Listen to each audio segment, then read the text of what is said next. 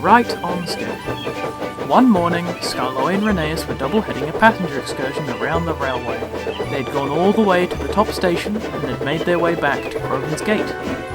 They were a few minutes behind schedule, but they didn't mind. The passengers had enjoyed themselves, and that's all that mattered.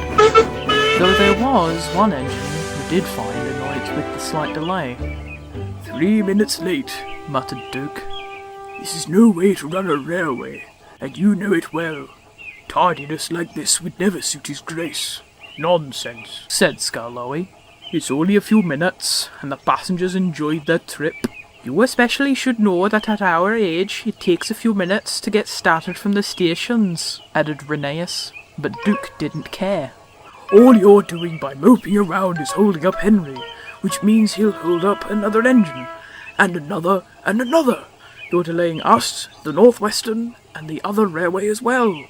3 railways too many. Oh, shut it, old-timer, scolded Henry. The Fat Controller knows well about the age of most of you, so he schedules me to come a few minutes after you've arrived. Sometimes you're here before me. Sometimes we pull in together.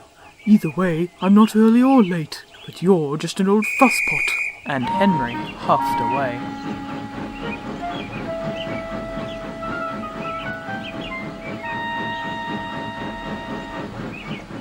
Show some compassion, Duke. You never know when you might need it, grumbled Rheneas, and he and Skarloey rolled away to the sheds.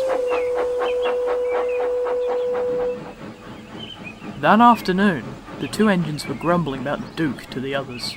That's not much like him, said Peter Sam. He can get a little grumpy at times, but he's never downright rude like that.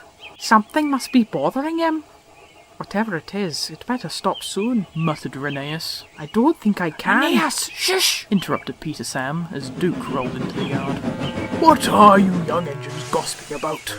Quite honestly, it's a loose bit of rail up near Skarloey. Nothing much to worry about. Rusty will fix it later. Humph. Someone better fix it soon. There's too many problems on this railway already. What? That's enough! Burst out Rheneas. There's nothing wrong with this railway. You're just an old grouch. Now, I've got Slate to fetch, and I must be on time. Your Grace wouldn't have it any other way, I suppose.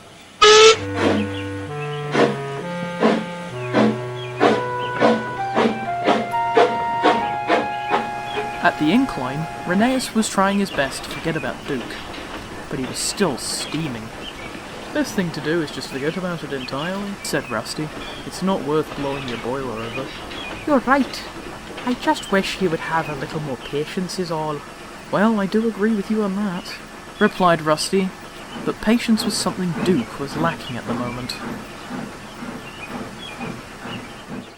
That evening, at the big station, Duke, expecting Rheneas to be late again, decided to collect Rheneas' coaches and take his passenger run. Rheneas pulled into the station with his Slate just in time to see Duke puffing away with his passengers, 10 minutes ahead of schedule. Oh no, he's lost it, grumbled Rheneas, who was quickly losing his patience. Without work to do that evening, he scuttled away to the shed where Skarloey was waiting. He told him about what Duke had done. It just isn't right, replied Skarloey. When will he learn to be more sensible? Who knows, really? I just wish we could teach him a lesson, but I'm not sure exactly how. Their chance would come sooner than expected. Later, Duke had been delayed at Skarloey Station and was running quickly down the line to make up for lost time, even though he was far ahead of schedule. Mustn't dawdle, he muttered as he went along. Suddenly, there was a quick pop and steam shot from his safety valve as it burst. Oh, botheration, cried Duke as the driver examined him. Well, we won't be going much further today. He walked down the line to phone for help. Well, you two are going to get a good laugh out of this, chuckled Rusty as he rolled into the yard, and he explained about Duke. I was going to fetch the train, but after talking with you this morning, Rheneas, I figured I'd let you two have it.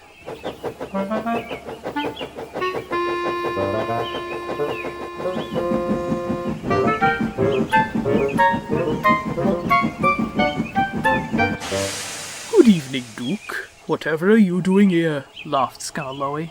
My passengers aren't going to like the delay, said Rheneas. Just a minor misfortune, Replied Duke. but I'm sure to be late now. Not if we can help it. Buffer up, Skarloey. And the two engines buffered on, Skarloey in front and Rheneas in the back. Soon everything was ready. The guard blew his whistle and the cavalcade puffed down the mountain.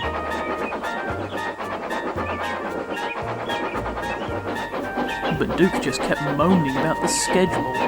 It's no use, it's no use. But Skarloey and Rheneas just ignored him. Finally, they reached the big station. Skarloey looked at the clock, but before he could speak, Duke butted in. Well, what did I tell you? We're so far behind, Henry's left us. Much good you two were. Or shut up and look at the clock. Very much to Duke's surprise, they were 10 minutes ahead of schedule.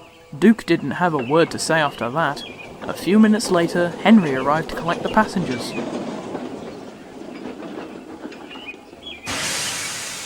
I must say, nice job today. First time you've beaten me here in ages.